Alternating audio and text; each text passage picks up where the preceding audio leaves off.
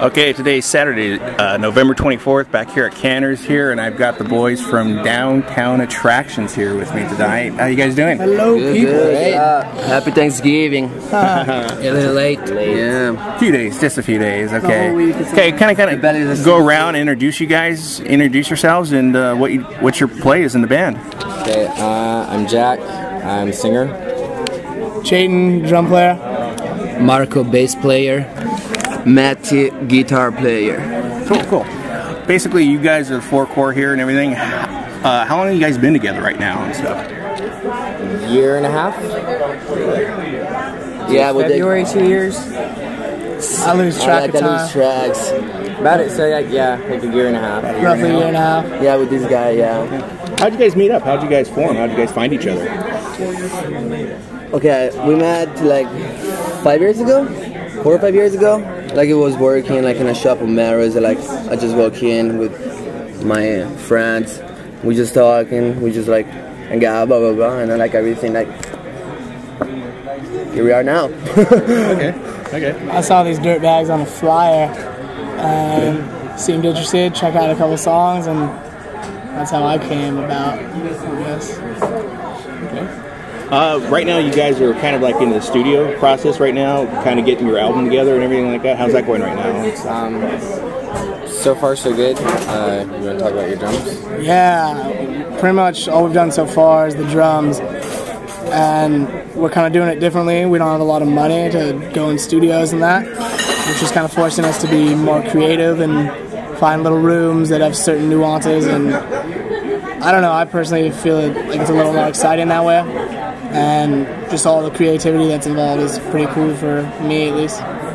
Very cool. Yeah, we've done a lot of pre-production so far. Just playing the songs over and over again, change them. Find the perfect arrangements and stuff. This works. This doesn't work. This might be better.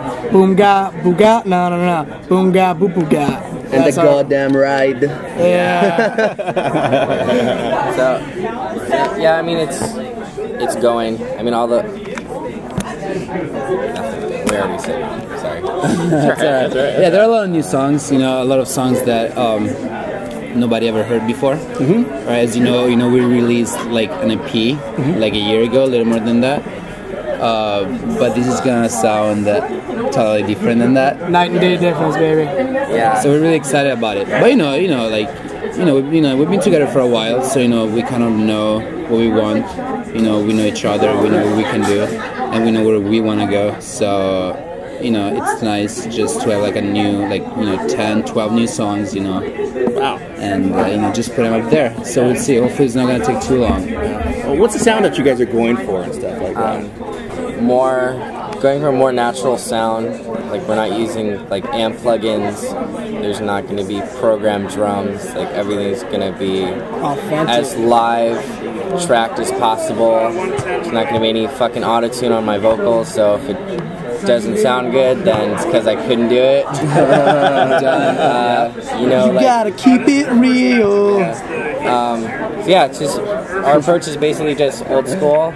Plug in the amps, fuck with a bunch of random amplifiers. I know, Maddie, if you want to talk about what you're doing with the amps. Yeah, like I'm borrowing like a bunch of amps from my friends. I'm gonna have like a box, AC30 I believe. His Mesa Boogie, little combo, my Marshall, a Fender, and like as much things that I can get to just to combine all these like sounds to see what's going on, like as we were saying, like be creative and go with the flow. Very cool. Basically, this is probably going to be more individual, go down the line here and stuff like that. Let's start with you, Jack. Kind of, who's been your influences as being a singer or stuff like that? As a singer, I would say like Josh Todd from Buck Cherry, Lane Staley, Alice in Chains, Axl, of course.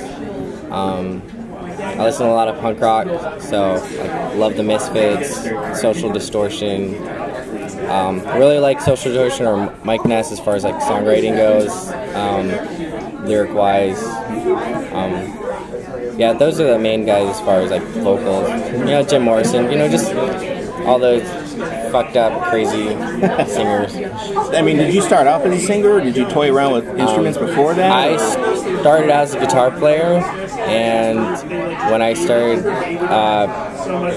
being friends with Maddie and his band at the time, they were looking for a new singer, and they're like, "Why don't you just sing?" So that's kind of where that started. So I kind of I still write with the guitar, but now I just for the band we just sing. Okay, cool. Yeah, like it put like a couple of songs on MySpace a long time ago, and like my old drummer was like, "Hey, check this out," and I was like, "Who the fuck is this singer?" It's Jack. I was like, "What?" Such a beautiful voice to me, you know. Yeah. So I was like, "Hell yeah, it's a beautiful person."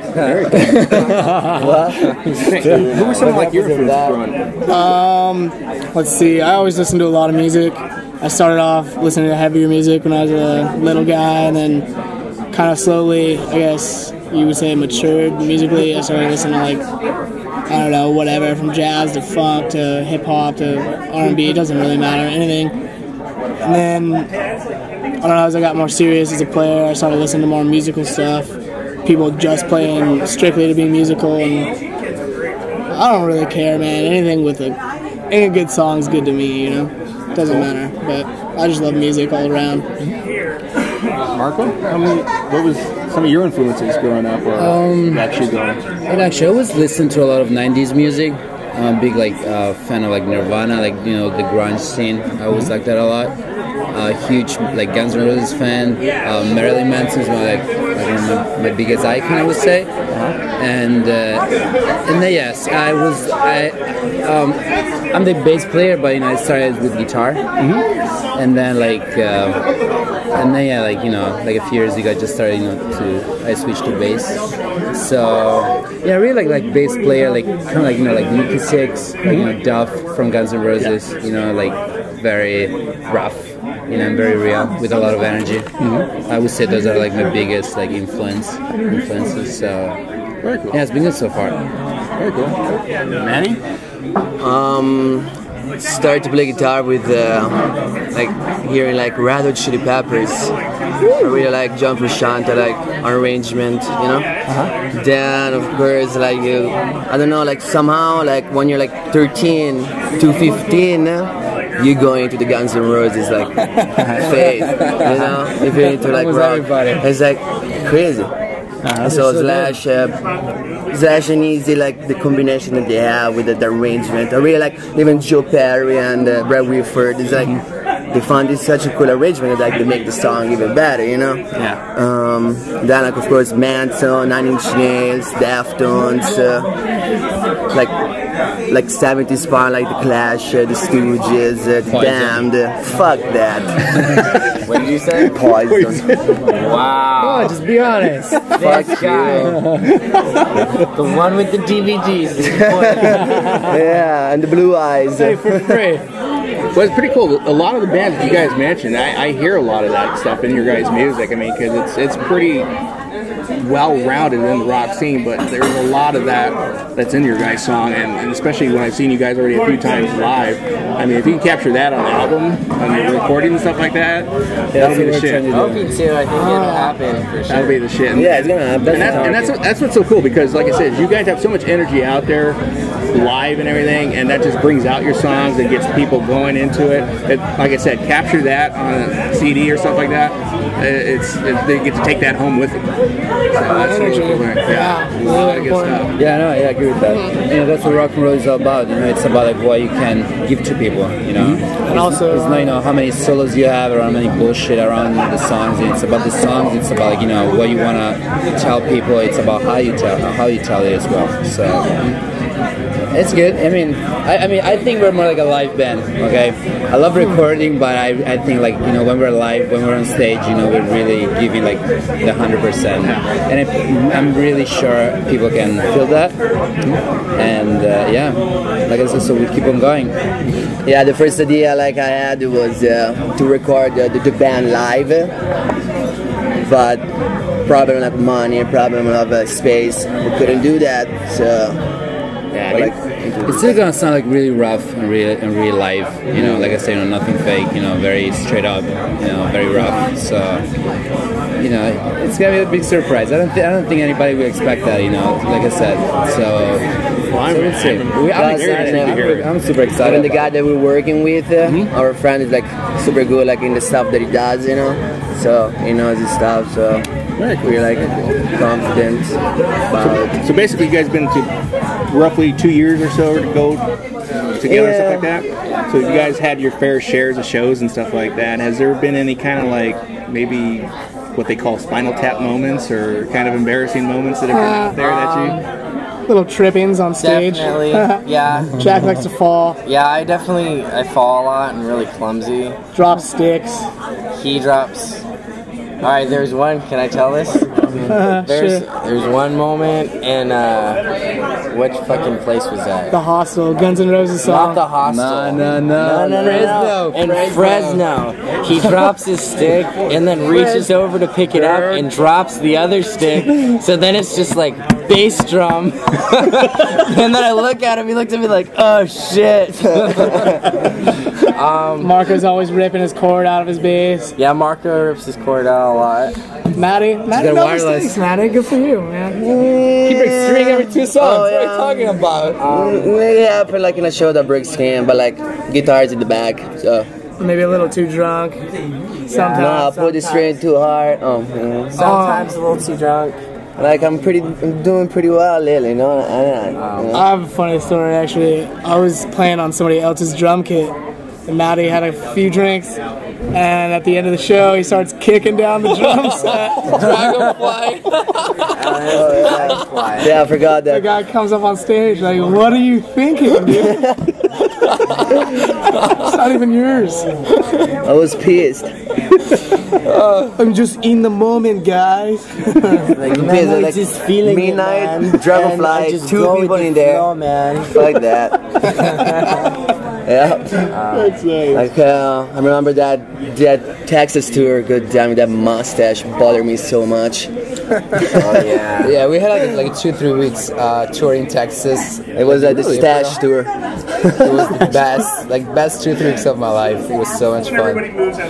We went there just with one car and we had everything in there.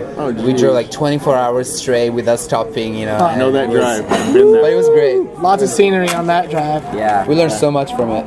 Lots of Dirt. lots of dirt. Lots of busting ass in the car and Marco fell in love though. yeah, Marco fell in love. By the way, Marco So much fell in fun. love and I didn't get laid at all in Texas. good job, Jack. Yeah, go Jack. Should be the other way around, you know. You're the front man. Oh god. I'm a horrible friend. So then I take it that would be your most memorable moment. No, it was good. You know, I gotta say, I really think we had like one of the greatest summer ever. We had like really like very, very, very good shows. We played the House of Blues a lot here in West Hollywood and the House of Blues in Anaheim. We played like in the main stage here at the House of Blues in Hollywood.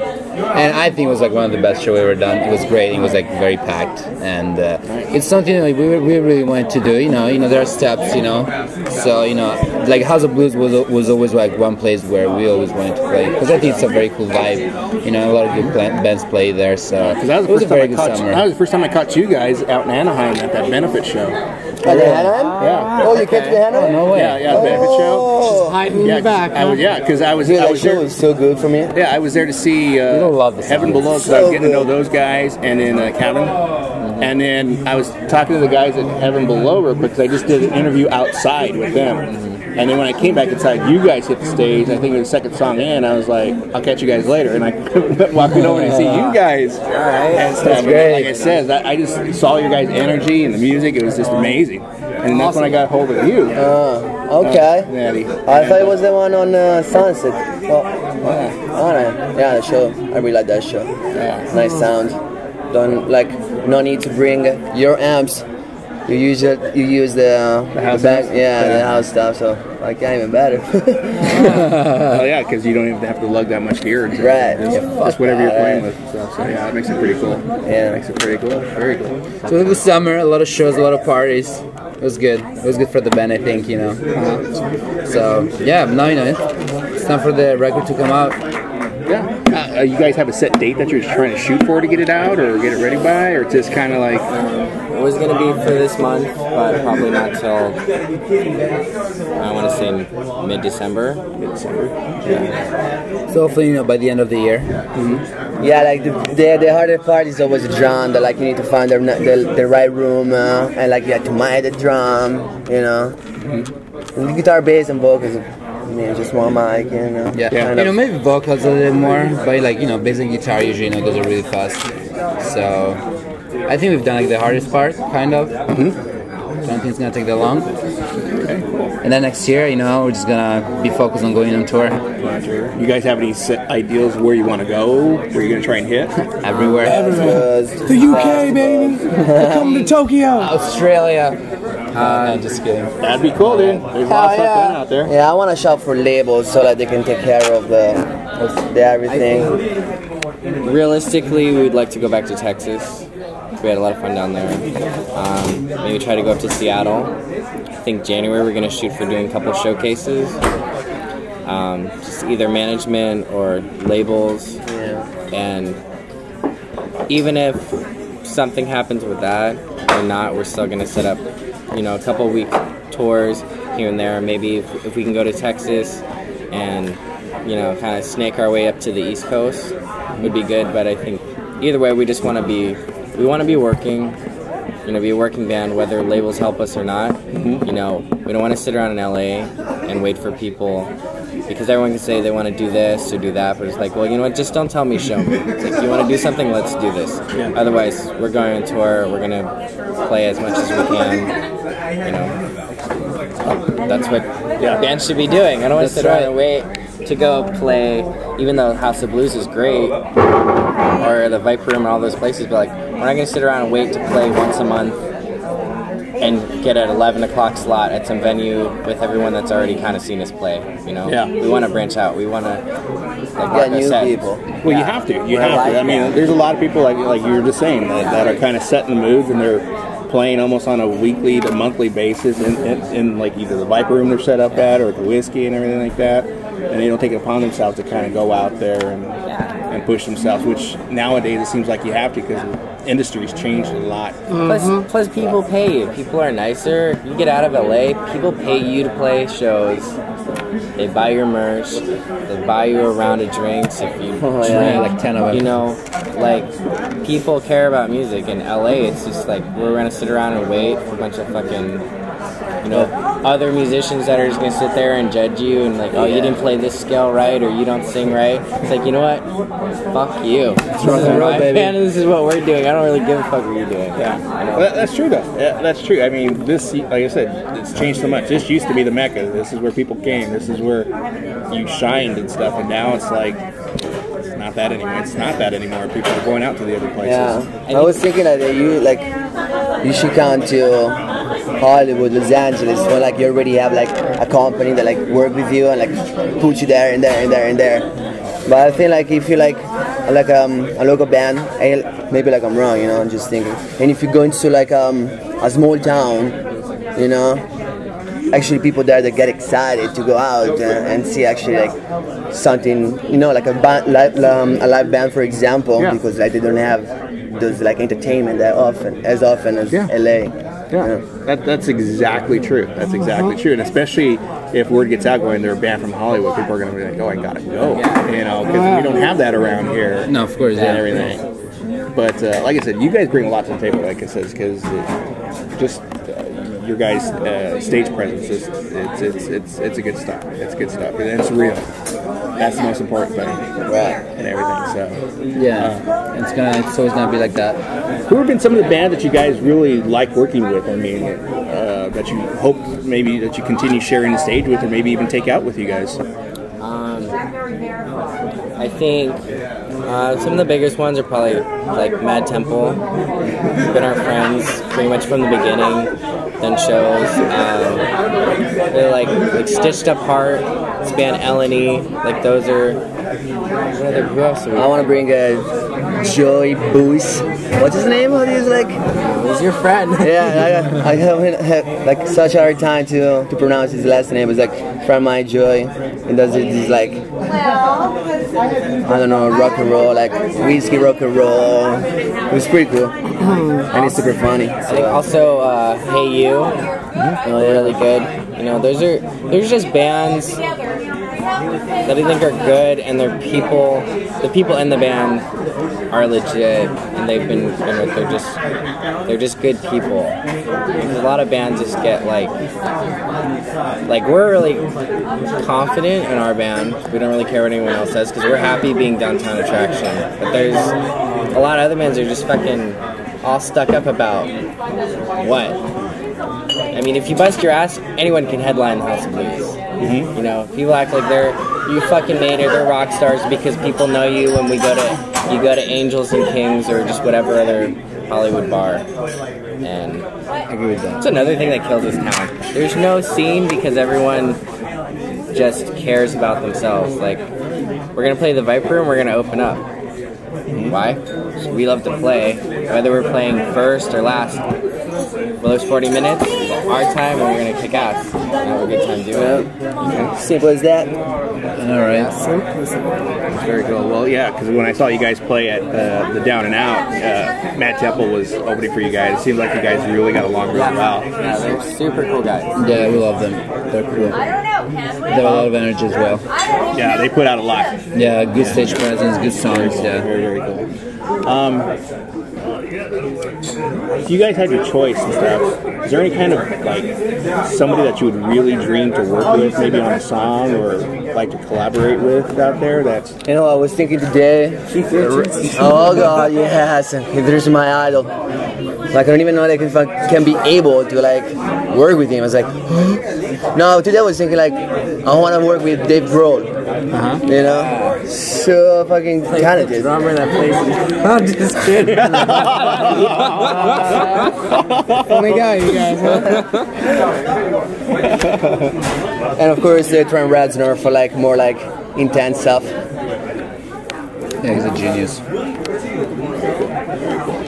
Bob Rock, I don't know. Just because financially speaking, it'd probably take us to a little bit better level. We'd be so broke. I'm for sure that album is gonna be first #1 in the chart. If you had your choice out of the history of everything that's been written song-wise, it doesn't matter what genre it is or anything like that, is there a particular song deep down inside each one of you that you wish you would have written? Oh, that's a good question. God. Wow, so many. I have one. Here we go. Right now, like Since I've Been Loving You by Led Zeppelin. It's like all the time I listen to that song, it's just like goosebumps. Like, fuck, you know? And then that kind of genre, that like, I have Mob Scene by Manson. It's like, oh, fuck yeah, you know? Or even like This Is the New Shit. So many songs. Margo? So many songs. You know, honestly, I'm a big Nirvana fan, okay? And I really think like their songs are one of like the most amazing song ever. Because, you know, it wasn't about them, it wasn't about like, you know, I don't know, with that, I don't know. It wasn't about like, you know, the singer, the bass player, the drums. It was just like they had like such great songs, so powerful, so simple, you know, but not even that, just about like, you know, that everything was just making sense together. And I think like their song, like in their simplicity, they're just like genius. And I mean, as you know, they're like one of the biggest like rock and roll band like ever. I think, you know, I grew up with them. Like all my friends will listen to them. It's kind of like Guns N' Roses, you know. There's that phase, you know, that everybody listens to that band. And I feel like I don't know, like that band really spoke to a lot of people. And the fact that, you know, you like sell millions of records, you know, it's not because you're cool or anything, but it's because, you know, your songs, they, I don't know, like those songs tell you something, you know, you relate to those songs. That's why, you know, you create like a fan base. That's why you create like, you know, like a scene, because, you know, people can see themselves, you know, with your songs. And I think that's what they've done, and I think that's what like, Guns N' Roses have done. So I don't. Okay, there's this song like "Milk It" by Nirvana. I think it's genius. It's like dark. It's rough. It's like I don't know. It's so much power, and I'm probably think that's one like one of my favorite songs ever. Cool. So I would say that "Milk It." All right. I guess anything by the Beatles. Anything that's actually changed. It's crazy to think songs have changed the world. I mean, I'd like to write any one of those great songs. You know, there's so many out there. Cool. I don't know, here and now, just a couple songs. Got Another Rules by Social Distortion. Fake Plastic Trees by Radiohead. Maybe Hurt by Nine Inch Nails. Those are songs I've been playing a lot lately. Oh yeah, and pretty much every song that I band, I listen to, I'm like, God damn it, I'm like, or I wrote this awesome song. It's like, hey, because we do that a lot. We like to call each other, like, who'd you steal that one from? Classic. It has to be ours. Like the last, I was just like thinking like the last album of Deftones. Totally into it. Such a fucking good songs, and like, I don't know how to say in English, but like comes like slow and then goes hard and then just like fucking trip, you know? Yeah. Like a Rammstein show. Kind of. Yeah, Rammstein's really hard though. If a band would come up to you like brand new, looking to make it so stuff like that, what kind of advice would you kind of give a new band coming out? Promoters are bullshit. Be yourself. Get along with people. Yeah, don't be an asshole. Be nice to everybody, even the sound guy, everybody. Yeah. Doorman, doesn't matter. The dude in the bathroom hands you soap. And probably, I don't know, learn how to write good songs, because nobody cares how good your eyeliner looks. I wouldn't know about that. How can people find you? I mean, where are some of the sites, or do you guys have a webpage or anything? DowntownAttraction.com. Yeah. Yep. Okay. And then there, like, you find all the links to Facebook, YouTube, River Nation. You just type in Downtown Attraction, it should pull up every site, or just downtownattraction.com will have all the links to everything. Okay. So, like I say, just stay tuned, because the new record is coming out. We're super excited. Okay. Plus, you know, we're gonna have. I mean, this is something we're still talking about, but, you know, like I said, we're gonna record like 10, 12 songs, and we still don't know, you know, if it's gonna come out at one time or maybe like, you know, 2 different EPs. So, you know, we're like working on that, you know, but we want like all the people to be happy. Let him ask us a question, man. What? Let him ask us a question. Sorry, Marco loves interviews. I was just basically going to say, in the next few years, where do you guys hope to see yourselves? Tokyo. Love Asian girls. On tour. On tour? Get the hell out of Canter. Hollywood Bowl. Hollywood Bowl. I want Palladium. Palladium, Palladium would be sick. I don't care, world tour. I just want to go on tour, never come back.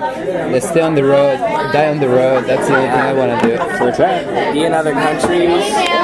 You know, just Getting to know their South America. Oh shit. Argentina. Yeah, Rio de Janeiro. Viva Brazil!